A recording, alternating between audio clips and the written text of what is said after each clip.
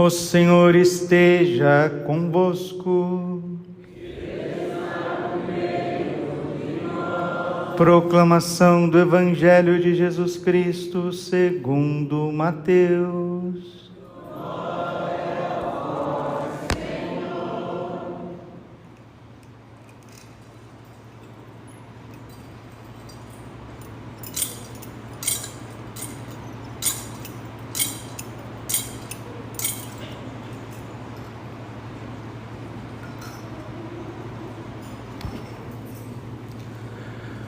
Naquele tempo, Jesus disse aos sacerdotes e anciãos do povo: que vos parece? Um homem tinha 2 filhos. Dirigindo-se ao primeiro, lhe disse: Filho, vai trabalhar hoje na vinha. O filho respondeu: Não quero.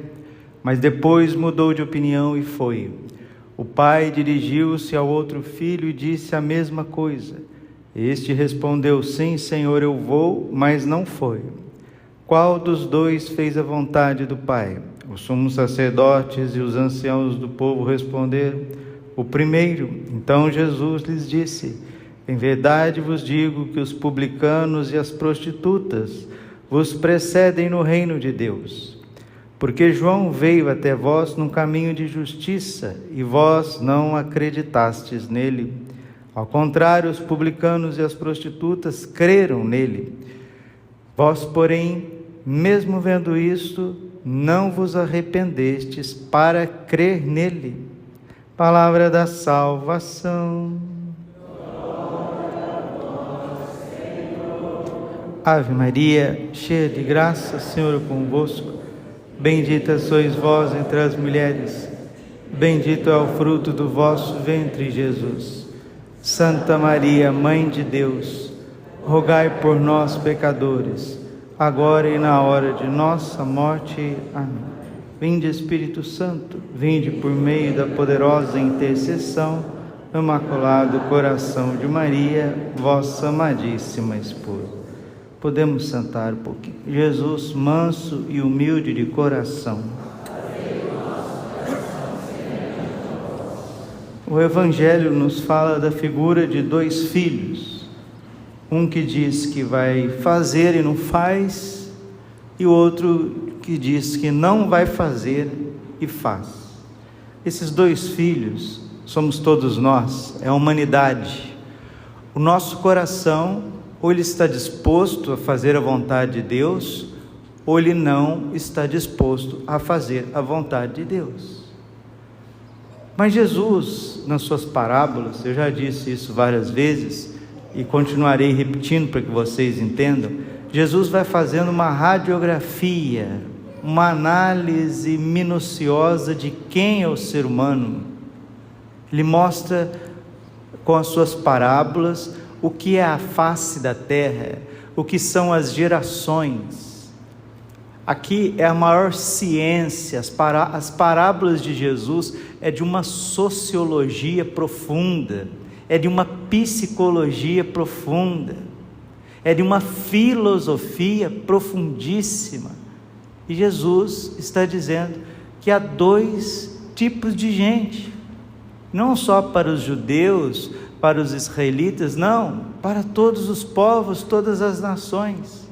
As pessoas são assim, elas são inclinadas a fazer o bem, ou elas estão indispostas a obedecer a Deus. E esta parábola está dentro de um contexto.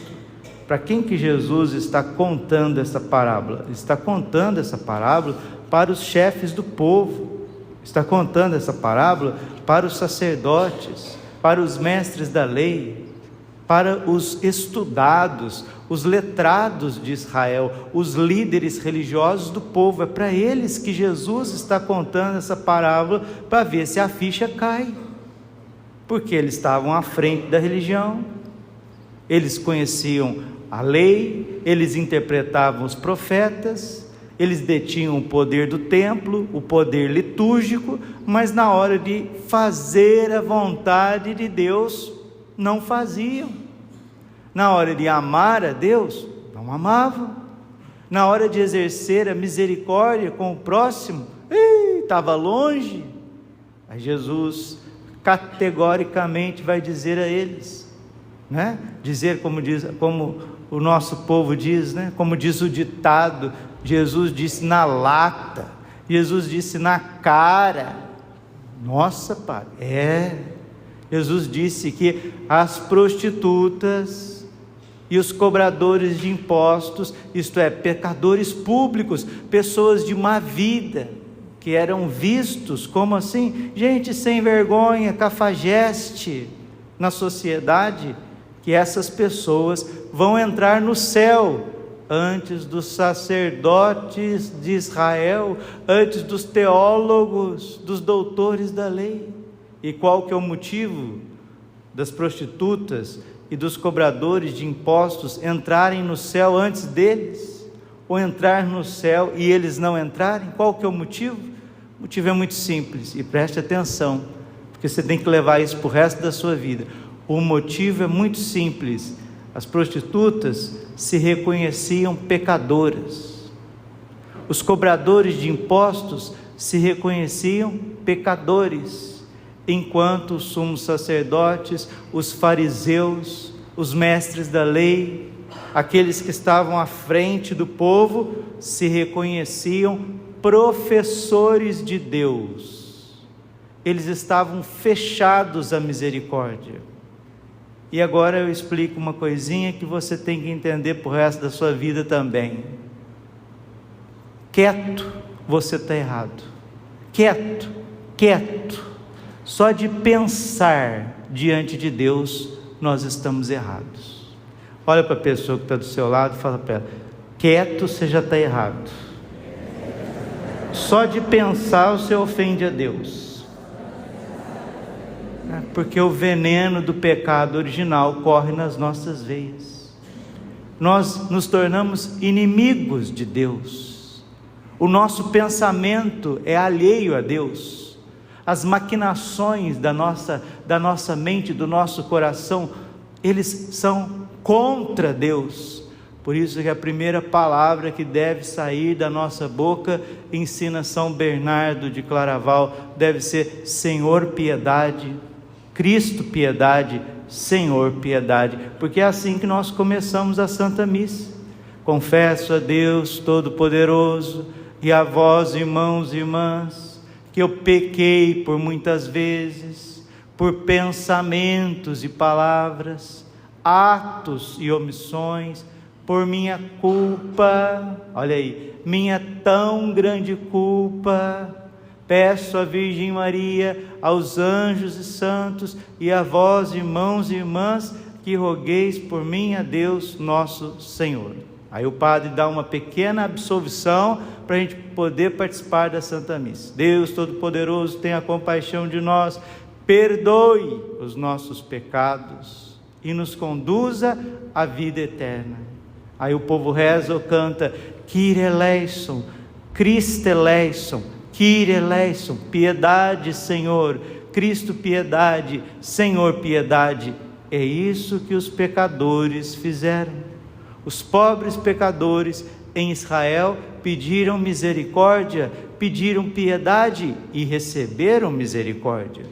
Receberam piedade, receberam o perdão. É o que o Salmo trouxe para nós nessa liturgia. Salmo 24: Mostrai-me, ó Senhor, vossos caminhos, e fazei-me conhecer a vossa estrada. Vossa verdade me oriente e me conduza, porque sois o Deus da minha salvação. Em vós, ó Senhor, eu espero todos os dias. Os pecadores humildes que se reconhecem miseráveis esperam o socorro de Deus todos os dias e emendam de vida, mudam de vida. E agora o salmista começa a clamar misericórdia, pedir misericórdia. Senhor, piedade. Cristo, piedade. Misericórdia de mim, Senhor, porque eu sou um pecador, pequei contra vós. E vai o salmo, belíssimo, versículo 6 do Salmo 24. Recordai, Senhor meu Deus, vossa ternura e a vossa compaixão, que são eternas. Não recordeis os meus pecados quando jovem, nem vos lembreis de minhas faltas e delitos. De mim lembrai-vos, porque sois misericórdia e sois bondade sem limites, ó Senhor. O Senhor é piedade, o Senhor é retidão e reconduz ao bom caminho os pecadores e dirige os humildes na justiça, e aos pobres ele ensina o seu caminho. Aqui está o motivo das prostitutas entrarem no céu, porque elas se reconheciam necessitadas de Deus. Aqui está o motivo de um São Mateus deixar a mesa dos cobradores de impostos e seguir Jesus, porque se sentiu necessidade da misericórdia de Deus. Viu que o seu coração precisava de Deus e se tornaram santas. Hoje nós celebramos São Mateus Apóstolo. Hoje nós celebramos Santa Maria Madalena. E o nome de Anás, Caifás, dos fariseus se tornou motivo de orgulho, de objeção ao mal, de gente que quer corrigir Deus, que quer bater de frente com Deus. E quero dizer para vocês que o Evangelho é tão vivo quanto há 2000 anos atrás, porque hoje em dia, hoje, dentro da religião cristã, tem um monte de gente que quer corrigir a Deus. Padre, tem gente que quer corrigir Deus? Tem, meu filho, pior que tem, e não é pouco não. E quanto mais engravatado, e quanto mais tem cargos políticos e religiosos, aí sim que querem corrigir a Deus, como sacerdotes, mestres da lei, fariseus e etc. Por isso a primeira leitura clamou os nossos olhos, bradou os nossos ouvidos. Assim diz o Senhor: vós andais dizendo, a conduta do Senhor não é correta. Ouvi vós, casa de Israel, é a minha conduta que não é correta, ou antes é a vossa conduta que não é correta? Deus ensina uma coisa, a ideologia de gênero ensina outra. Deus quer defender a vida desde a sua concepção no útero até a morte natural, e o mundo quer fazer outra coisa. Deus ensina os mandamentos, deixa a hierarquia da igreja. Sim, a hierarquia da igreja, existe hierarquia na igreja, e foi vontade de Deus, do Espírito Santo, que a igreja fosse predisposta de forma masculina, porque é próprio dos apóstolos serem pai, enquanto é próprio das mulheres serem mães. Se a gente quiser inverter os papéis, democratizar a igreja, deixar que as pessoas corrijam, vamos corrigir Deus, vamos mostrar para Deus como que Ele deveria ser, vamos mostrar para a igreja como que ela deveria ser. A igreja já foi predisposta por Deus, a gente deve acolher o que Deus instituiu, o que Deus construiu, porque Deus é Deus, e transmitir isso, como diz o apóstolo São Paulo, de geração em geração, com fidelidade. A gente não deve querer corrigir as coisas que Deus fez, não. Repito, assim diz o Senhor, diz o profeta Ezequiel 18, 25, vós andais dizendo, a conduta do Senhor não é correta. Mas padre, quem que anda dizendo a conduta do Senhor não é correta? Quem que anda dizendo, ó casa de Israel? Casa de Israel? O que é casa de Israel, padre? A igreja, é gente dentro da igreja dizendo que Deus não é correto. Que isso? Sim. Aonde que está isso? No seu e no meu coração. E se não formos humildes, se não ajoelharmos aos pés do crucifixo, se não agarrarmos o rosário de Nossa Senhora, se não vermos o exemplo dos santos, daqui a pouco nós vamos querer corrigir o que Deus instituiu na face da terra, a sua santa igreja, e é o que está acontecendo por aí. Ouvi, ó casa de Israel, é a minha conduta que não é correta, ou antes é a vossa conduta que não é correta? Não vamos ser professores de Deus, não, queridos. Qual que é o seu lugar diante de Deus? Com o rosto prostrado no chão. Tanto eu amo tanto João Paulo II. O Papa João Paulo II, quando chegava num país, a primeira coisa que ele fazia, depois que ele descia do avião, o que era? Se prostrar. Ajoelhava e beijava o chão. É isso que todos nós católicos deveríamos fazer, ajoelhar diante do crucifixo e beijar o chão e dizer: é a minha conduta que não é correta, Senhor, porque o Teu Espírito Santo é perfeito ao deixar o Santo Padre, o Papa, o Teu Espírito Santo é perfeito ao deixar as dioceses, o Teu Espírito Santo é perfeito ao ordenar os sacerdotes, os diáconos, o Teu Espírito Santo é perfeito ao colocar a liturgia das horas, o Teu Espírito Santo é perfeito ao ordenar a Santa Liturgia Católica, o Teu Espírito Santo é perfeito a trazer para nós a tradição, o magistério, o catecismo, o direito canônico. A igreja é belíssima. Agora a gente quer corrigir a igreja, fazer uma igreja humana, filantrópica, democrática. Isso não existe, ó casa de Israel. A conduta do Senhor é sempre correta. A igreja sim passa por reformas, a igreja passa por compreensão ao longo dos séculos, mas tem uma essência que não muda, e se a gente quiser mudar essa essência, acabamos de criar uma igreja que não é de Deus e não salva ninguém. Reze pela tua mudança, reze pela conversão do clero, reze pelos membros da igreja para que nós nos convertamos e deixemos o Espírito Santo nos conduzir, e não o inverso, porque isso já aconteceu alguma vez na história, quando os anjos rebeldes se levantaram contra Deus, querendo ensinar Deus ser Deus. E o que aconteceu com os anjos rebeldes? Se transformaram em demônios. Hoje estão no mais profundo dos infernos, fazendo revolução na face da terra.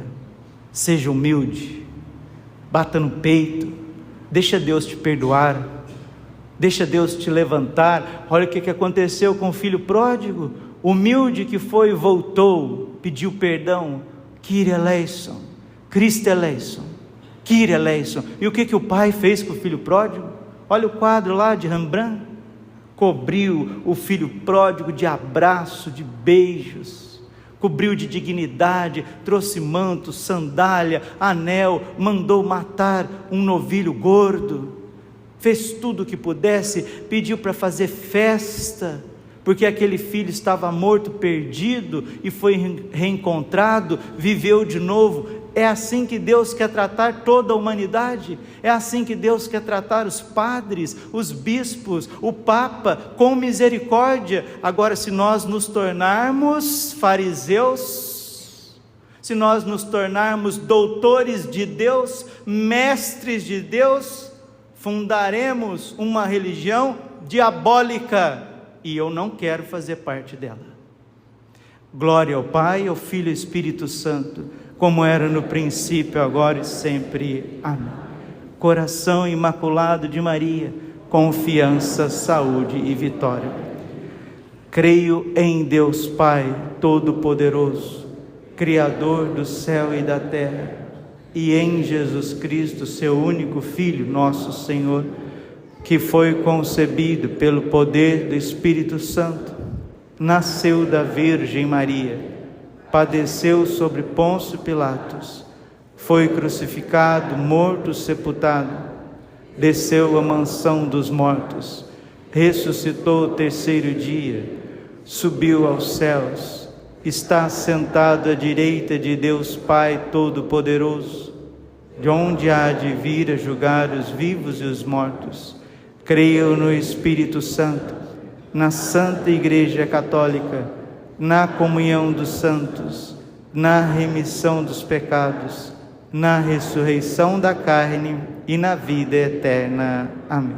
Com alegria cantemos o nosso ofertório.